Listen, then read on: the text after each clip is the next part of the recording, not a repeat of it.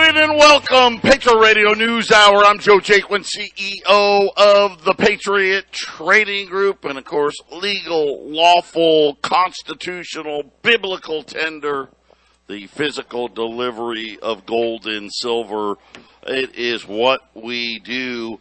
The website at allamericangold.com, and that phone number once again, 800-951-0592, as we are in our 26th year here at Patriot Trading Group. And I didn't think it could get any crazier than years 24 and 25, but year 26 shaping up already to be one heck of a ride. We've got a massive rally in the gold markets, gold sitting right below $1,900 this morning, up almost $28, $18.98. The April contract, that's the February contract, the spot price. The April contract sitting right at $1,900. Silver's up 25 cents. The Dow taking a beating as the issues in the Ukraine flaring up once again, and Jason creating a lot of uncertainty as to how the next hours and days may play out here. Yeah, it's pretty interesting. A country that we really have no business dealing with is the biggest news on the screen, and now everybody's freaking out. So I want to give everybody a history lesson, because I think that our mainstream media doesn't want to tell you the whole thing. They just, it's the Russians, that's all we hear. But let's go back. So when, we had Ukraine break away from Russia, getting cozy, Kiev, the capital city, they want to have much closer ties to Europe. And remember Crimea, right? And, of course, Russia, that was an important piece for Russia because of the port and whatnot. But there was another province, and I don't want to screw up the name. Jason, do you know the exact name? No, I don't know. I have about the same reading levels you do, Joe. Sometimes. Yeah, so I don't want to mess it up, but take my word for it. There's a province that has been fighting right at the same time that the Crimean thing was going to be. I think it's Donbass. Yeah. Donbas. Okay, so Donbas. This is the province. There was a huge battle between. By the way, that province is almost all Russian speaking. So these are pretty much Russian citizens and so on and so forth. Okay, very similar to what Crimea was. They fought the Ukrainian army in 2014 and whipped them, okay? Soundly defeat the Ukrainian army. There's a peace treaty that was negotiated with Germany and France. It falls apart. There's another battle. This time it was in 2015. Same results, okay? The Ukrainians get their fannies whipped. Here comes France. Here comes Germany. They called it the Minsk Treaty. And in that treaty, the Ukrainians agree to give this province, kind of a special recognition, and they can operate, as a quasi-separate part of the Ukraine. By the way, this province wants to be part of Russia. The Russians all along have said no. Now, obviously, Russia has their reasons why they don't want to do that.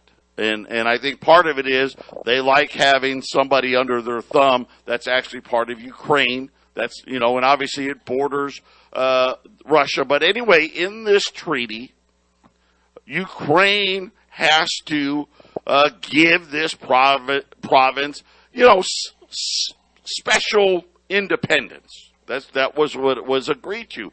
Now, Kiev they don't like it. They think that now they think, we don't like that deal, and you Ukrainians want to go back on the deal. That's what started this whole thing up again. And so I just wanted to point that out. I think it's worth mentioning because I didn't really know that there was this agreement that the Ukrainians had agreed to. But apparently today, the big news today is that no, Russia does not appear that Russia has removed its troops, but both sides, both the Ukraine side and the Donbass separatists, are now, there's artillery fire. They're bombing each other. They're shooting at each other. So that's what's happening. So it's worth pointing out that it's the Ukrainians that went back on this treaty that started this whole thing up again, Jason. Right, and so those Ukrainian Russians that won those battles you're talking about, of course, they're well taken care of. There's by no Russians. Doubt, right? Obviously, yeah. Right? We know. Let's not pretend. Right? The Russians helped them out. Right? So the build up with the Russians, Joe, could quite frankly be that maybe a serious threat to the Ukrainian Russians in that province is happening, and Russians are just, we'll sneak some stuff across the border, make sure you guys are ready. That really might be the whole thing that's happening. Could be the whole thing. It also could be, right, hey, why do you need 100 and 130,000 troops? Because you're going to whoop the Ukrainians anyway, and the worry is they'll just go right into Kiev in a matter of days and take it over. But anyway, that's what's happened. When we get back, we'll talk about all the other things that are happening. Don't touch that dial. 800-951-0592, Patriot Radio News Hour, Joe Jaquint, Jason Walker. And again, we told you the other day, the gold markets, we've broken out, broken to the upside. This is just the beginning. Matter of fact, gold was rallying before this new round of bombing even started. Matter of fact, so some interesting things happened between Wall Street getting ready, going into the close last night to where we sit this morning. The first big piece of news, the gold markets had closed. Wall Street was still open. News broke that essentially, and I'll just say it the way I want to say it, the U.S. is going to give up and go back to the Iranian nuclear deal, right? Which is ridiculous, right? First of all, the nuclear deal didn't prevent Iran from doing anything, but again, that's what the news was, that the deal was almost done. Now, I told everybody last week, maybe even been 2 weeks ago, Iran has been selling almost 1 million barrels of oil a day to China for like the last 90 plus days. But even though they're not supposed to technically be selling anything, of course, you know, when oil's this expensive, nobody looks anymore. But Goldman Sachs, when you talk commodities, Goldman runs the commodity pits. They come out, oh, hey, look at this deal. If it happens, there could be 2 million more barrels a day on the market. And I just started laughing. Because I'm like, well, first of all, Iran's never produced that much, not even close. I mean, if we're lucky, maybe over time, Iran could get to 1.2 million barrels, maybe.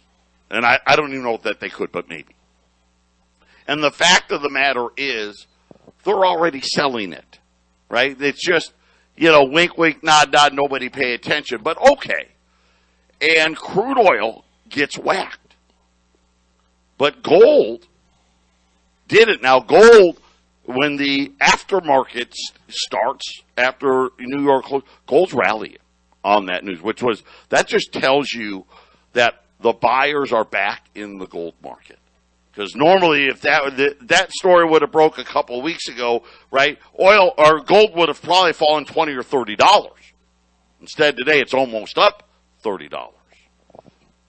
And so that story broke first. And here's why I really wanted to point it out. So today, right now, oil's down $2 and change. at 91.5. Okay, that's the paper oil market.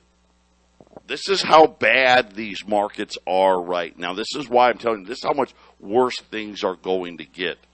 Forget, this is out of Bloomberg. Forget the futures market, they said. The world's most important oil price just smashed through $100 a barrel, and every sign is it's going to get a lot higher. Dated Brent. That means Brent on the spot market. Now, we have Nymex Crude, Brent Crude. By the way, just to tell you what Brent is at, Brent's $1 higher. Okay, so Brent's at, on the paper contracts, 92.63. Bloomberg's reporting this morning, Brent is now over $100 a barrel and headed even higher. They're saying that, the global oil markets are roaring higher because demand is exceeding supply. And again, we've got issues here, but I wanted to point it out. So you've got the fake paper markets and then the actual markets. And it just seems like, Jason, these paper markets are starting to break down, and it's just a matter of time before it spreads into the mainstream markets. Yeah, I think that you're exactly right on with all of that. We've been waiting for the overpriced equities to release some sort of price. It should be going down and going down quite a bit, and we have this inflation that's pushing prices on everything up. So, yeah, at some point, even though everything's being inflated, I don't think the inflation is going to actually catch up to the equity prices. So the equity's got to come down. The paper markets are just overdue for a correction, and I think a nice, tidy, big correction's coming. Well, let me tell you. So let me point this out. And I got this. This is the Martins, Wall Street on Parade. The NASDAQ. 46% of all NASDAQ stocks, and this is before today's beatdown, 46% of all NASDAQ stocks are now more than 50% below their 52-week high. So we're on this market, and I point that out because this market is so predicated on just a few stocks that we're going to see it. It's not a matter of if. We are going to see some really, really ugly days in Wall Street because most of the underlying stocks are already having suffered terrible beatings. And it's just a matter of time before the 5 or 10 stocks holding it together have a couple of bad days, Jason. Yeah, we talked last year about how the small and medium cap stocks were in bear territory. They were already crashing last year. And for a lot of stock guys, they're not going to run to gold. They're like, well, I'll just go. Their fleet is safety for them, in their minds is like Apple, right? That's all. I'll take it out of these riskier small and mid cap stocks. I'll just throw it in there, so it kind of floats the boat a little more. But these small guys that can't keep it in the riskier stocks, Joe, they're going to be the first ones to start pulling out of the bigger stocks when things go crazy. So, well, I don't want to be sitting here when Apple goes down, so I'm going to start pulling money. That's what we're waiting for. We're waiting for the guys like, you know what, it looks like all of it's going down. I better start pulling my money, and then the bigger players will start pulling theirs, Joe. Yeah, and it's already, we're already starting to see the signs of flows into the gold markets. And yesterday, and I'm doing my best. I promise you this, gasoline prices are going to get a lot more expensive. Yesterday I was saying I hope it's a 4. And what I meant by that, hey, I hope it's like 489. $4.95. But I said there's a good chance it's going to be a 5. Yesterday, news broke that forget about $5 a gallon gasoline. They're now saying gas may be anywhere from $6.50 to $7 a gallon, according to Energy Word founder Dan Dicker, saying that oil prices are going to shoot higher than $150 a barrel. Remember, he talked about that super spike that we had, like it was 07 or 08, where oil spiked to 100. I mean, it spiked right up and then spiked right back down. But he says it's going to spike up and then it's going to stay up, and said that we could see gasoline prices starting with a 7, Jason. You take a little you take a little false scarcity, because I know they can crank out more oil worldwide if they wanted, but a little false scarcity, you mix it in with dollar devaluation, Joe, inflation, and you end up at $6 a gallon gas pretty quickly. It can happen very quickly. And the dollar devaluation is going to be a key part of this. Right now, when we're looking at Wall Street, why haven't we seen a bigger correction? Because, I mean, think about it, really. You know, you hear all these, the Fed's going to hike 7 times. If Wall Street actually believed that, I mean, the Dow would be at least 4,000 points lower, maybe even 5,000 or 6,000 points lower. They don't actually believe it. I'll be honest with you. Jason and I don't believe it. Right? We don't believe it. We actually believe that by the time the Fed actually starts hiking in March, there's going to be so much damage being done to the economy that I don't even know if they get to the end of summer before they start talking about going the other way, Jason. Yeah, they might hike it the very first time the whole thing comes down. the quarter point fear that the markets will have. I mean, they're so addicted to that 0%, Joe, that we got to get that digital currency going. And let's just head on to negative interest rates. That's just the path they seem to be on. And these banks they're such crooks. They're just manipulators. And Joe, and I don't know if I mentioned it yesterday, but I started looking really hard at the Levy Economics Institute FOIA request that we reported. Mm-hmm. And man, nobody reports it. When I was looking at all the places that would want to report such a thing, nobody, And for those people, FOIA, these are Freedom of Information Act requests. There's rules that apply. So much time has to go by, and then once that amount of time has gone by, people can make Freedom of Information Act requests. So then we can find out, okay, what did you really do, right, versus what was reported in the mainstream media. Correct. And what Glenn Beck said is, instead of printing $5 trillion to save us in 2008, the banks, not us, save the banks, it ended up being $29 trillion. And so I went to look. It's because Glenn Beck reported, but I couldn't find it. I mean, usually somebody else will talk about it, but nobody, Joe. I mean, I finally just went to Levy Economics Institute, and they don't say that they say they're non-political and they don't lean either direction, but they love the central bank. So Levy Economics Institute, they want to do these studies, and they want to try to help the Federal Reserve and other central banks do better business. Our studies will show you a better path. They love central banking. And I was looking, Joe, and very little information, so I kept looking, and then there's a report. Now, I don't know when they posted this to their site, but there is an article written in 2011 about the $29 trillion right there at their site.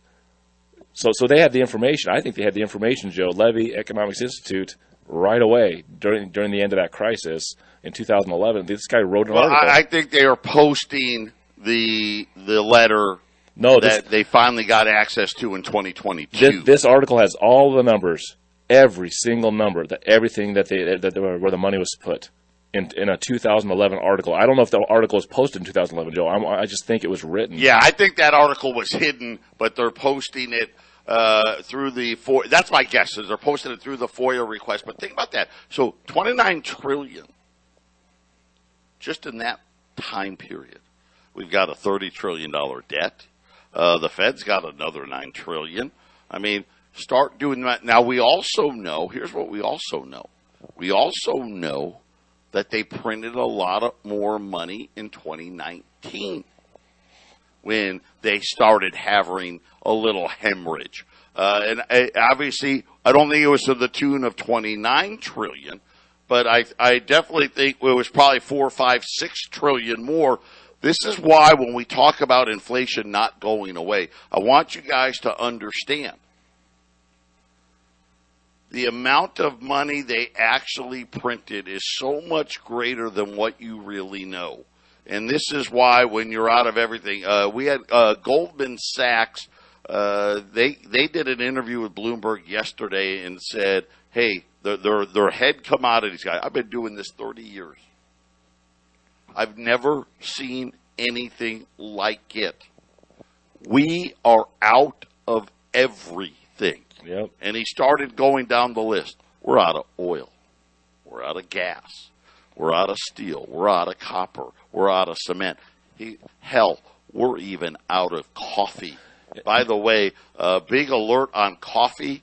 They're saying that coffee prices in the next 60 days could double again. And coffee prices are at like all-time record highs, and they're saying that they could double again. And Joe, my fear about the FOIA request is that since they're lying and we have no idea where they're printing and sending the money, maybe this is why the stock market hasn't crashed yet. What money are they getting to prop that up right now was what I'm wondering. 800-951-0592, Patriot Radio News Hour. Joe Jaquint, Jason Walker here. We're talking about the Freedom of Information Act request. And for the Federal Reserve, it's 2 years. Of course, we know what Jason was referring to. The Federal Reserve actually went to court and got it extended another 10 years. So we had to wait 12 years to find out what they actually did during the financial crisis. That's why Jason's reporting, hey, there's another $29 trillion of money creation nobody knew about. Remember the trading scandal, right? The Rosengren, the Boston Fed, Kaplan, the Dallas Federal Reserve president, they both had to, quote unquote, retire for illegally trading stocks.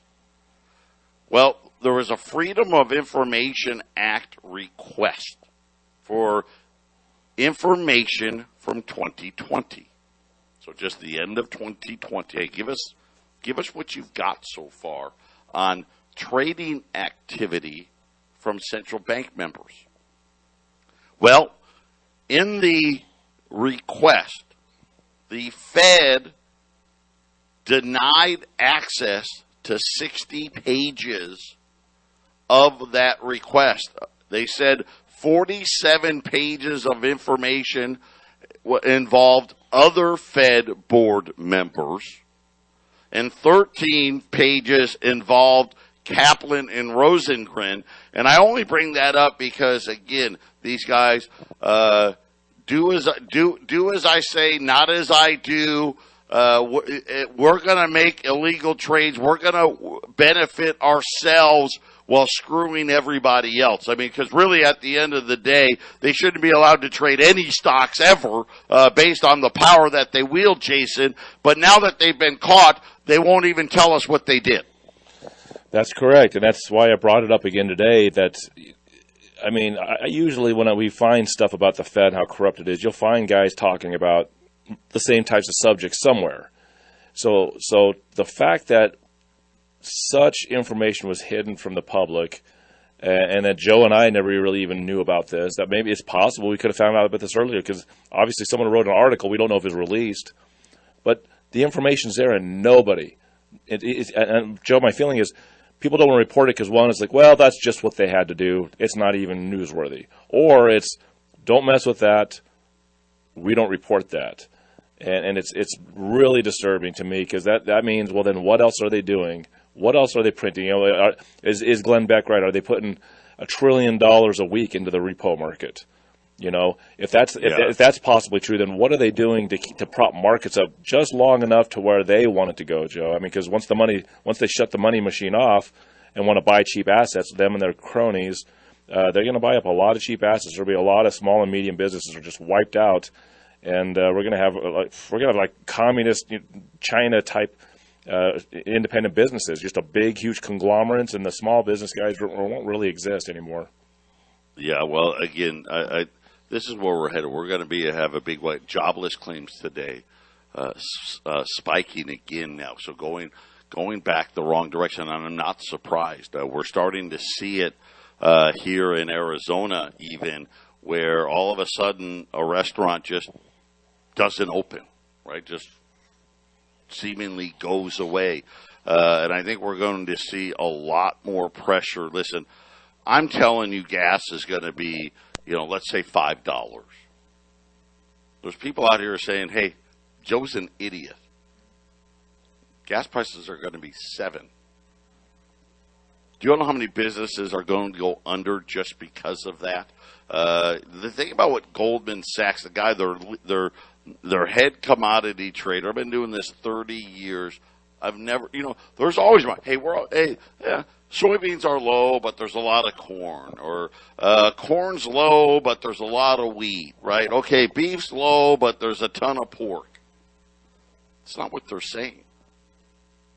They're saying everything is gone. And it makes sense now, doesn't it? When we come out and say, wait, man, they printed way more money than they said. Way more. And, of course, hid the truth from everybody. How about news out of Switzerland today saying that surging export demand to India and China gold levels that they haven't seen in years, and that their refineries are running, this is just for gold, they're running at max capacity just to keep pace with the amount of gold demand coming out of Switzerland. Jason. Yeah, and basically, if you're listening, what Joe's saying is there's some big fat cats out there buying up everything, and while they're holding it, and everybody else is trying to get theirs, the price just goes up, and you can make a lot of money doing this. If you watch that movie, It's a Wonderful Life, and they make Potter, even though Potter really isn't really a bad guy, but he is the bad guy in the movie. The stock market crash, the 1929, stock market crash happens. And you had George Bailey trying to save the building alone, and then you had Potter, and he was giving everybody 50 cents on the dollar for all their shares. Well, I'd rather get 50 cents than nothing, and all the small guys ran to Potter and made themselves more poor by selling out to the big fat cat. And Joe, like you said, they're printing all this money, and these biggest, hugest companies and biggest, hugest banks are able to scoop up assets all over the place. And then, you said it the other day, Joe, if I could store oil, I would buy a whole ton of oil and store it because it's going to be so valuable. Well, these big rich guys can do that, right, Joe? Yeah, they just put them on a huge tanker ship and set them out to sea. How about, man, this is really getting bad here. So Kraft Heinz, we talked about this. I remember doing the article.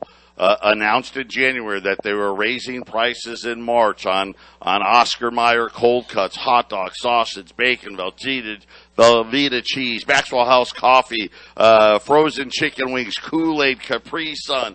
They just announced that March hasn't even gotten here. And they just sent out a release saying we're raising prices again. And they haven't even sent the first price increases through yet, Jason. They're saying that the company needs to take immediate additional pricing action as appropriate as costs continue to skyrocket. Yeah, there's still almost 2 weeks left in February, Joe. The markets are kind of limping through this short month, aren't they? This is the problem. This is exactly what I thought was going to happen. We use that gallon of milk, right? The gallon of milk's $4. The guy goes to reorder, and they want 6. So he raises the price to 8. You buy it for 8. He goes to reorder, and they want 10, right? And this is how small businesses go out of business because they can't charge enough. And now Kraft Heinz says, hey, by the way, I know we're going to increase prices here in a few weeks, but guess what? We got to increase prices again. That's what we're talking about here. 800-951-0592. When we get back, we're going to talk about some gold and silver specials. You're not going to want to miss them. 800-951-0592. Gold's up 28 and change, 18.98 and change. Silver's up 25 cents here, 23.86. The Dow is down over 400 points. Crude oil starting to make a comeback here now, was down almost over $4. Then it was down $2.50 about 20 minutes ago. It's down $1.50 today. But like I said, none of that matters. That's all papered money. Spot oil right now over $100 a barrel, and gold hitting $1,900 here and going a lot higher. I've got a couple of items. I got $20 gold pieces. They're all, and what a difference. I mean, this is how fast prices move.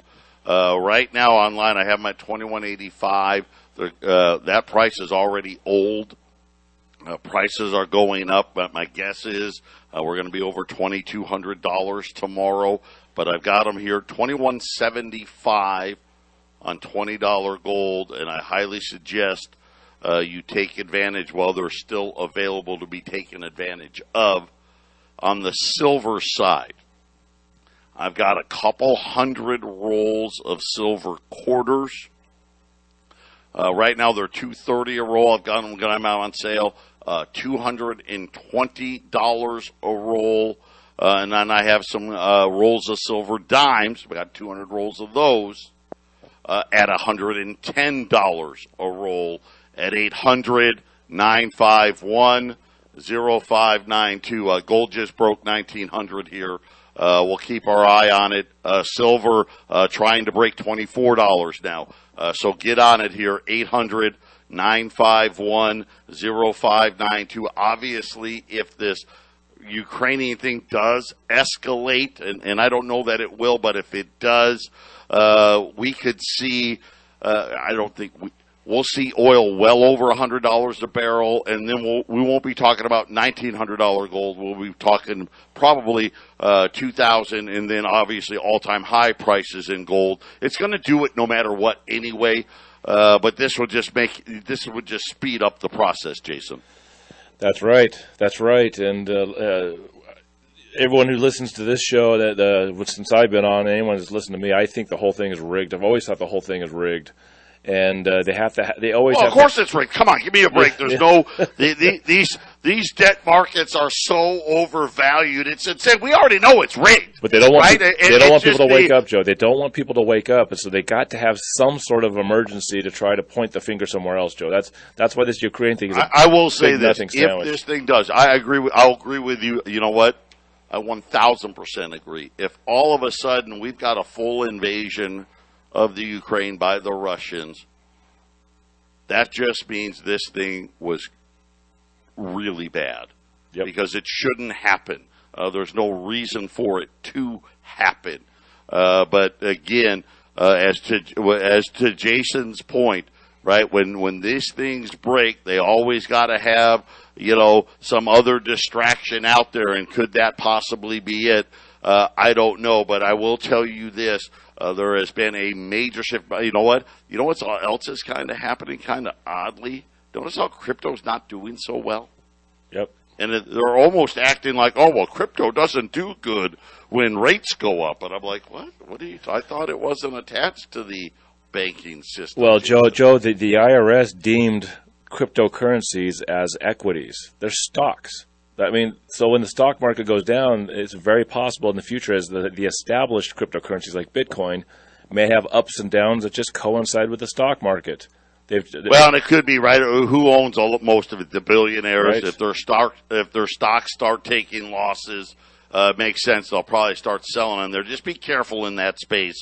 I love the thought behind it. I just, you can't tell me who invented it, and you can't tell me the name of the guy that owns allegedly enough cryptocurrencies to shatter the markets.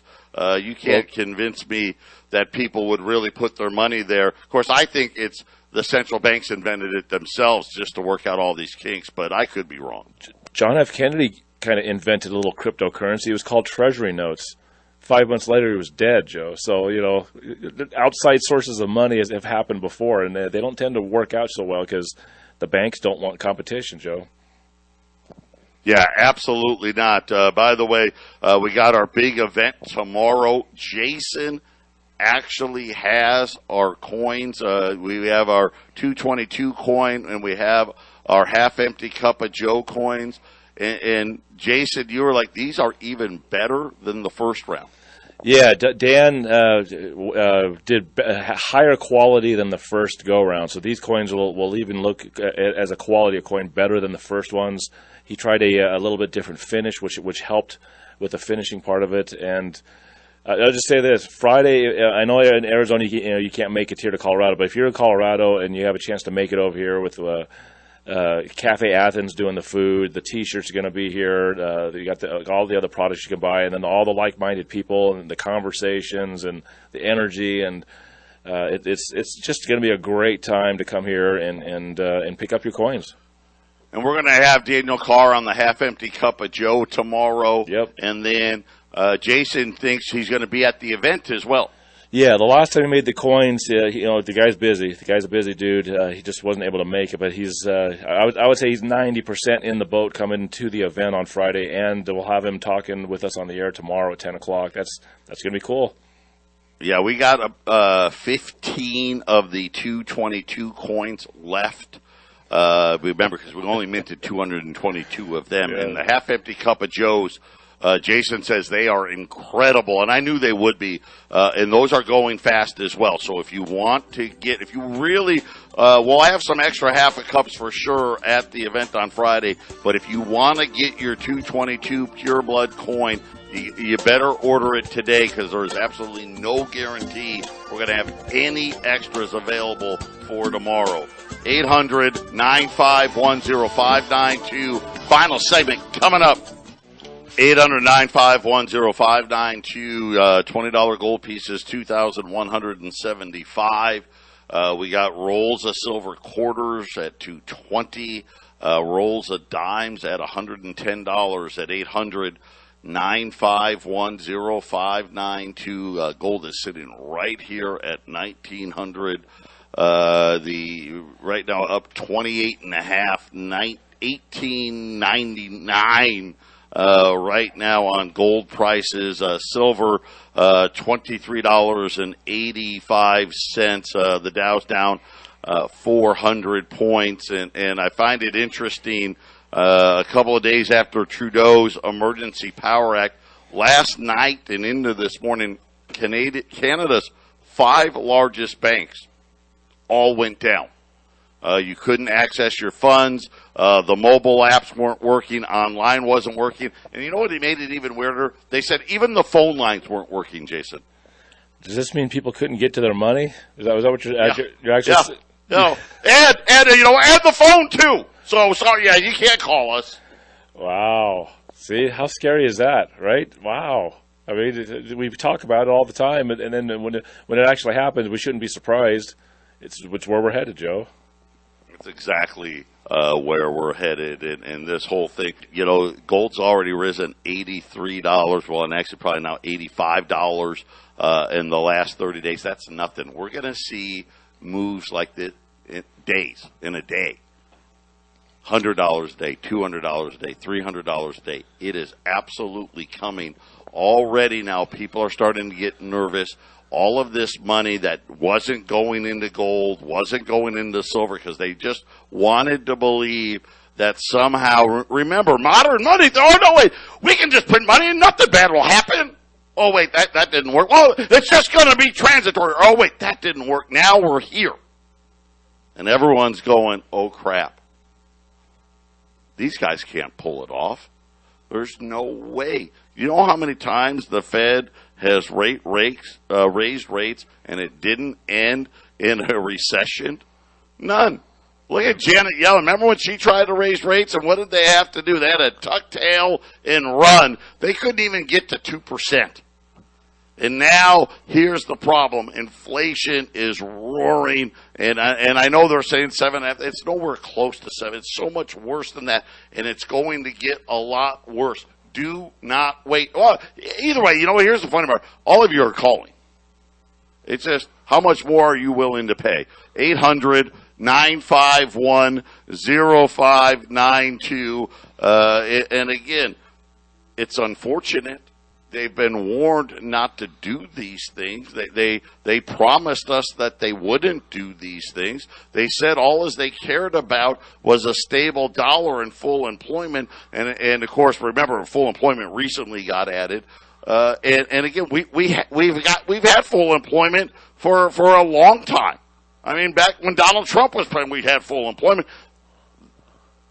It just isn't happening because, Jason, they really can't do it.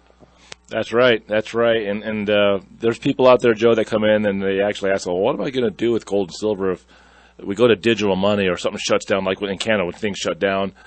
When Puerto Rico had a hurricane recently, the cash dried up real quick. No electricity. There was no money. And the guys that got the generators, Joe, got the things they needed. They had gold and silver, and these guys that had the things that people needed, that's all they were taking because there was no other way to trade.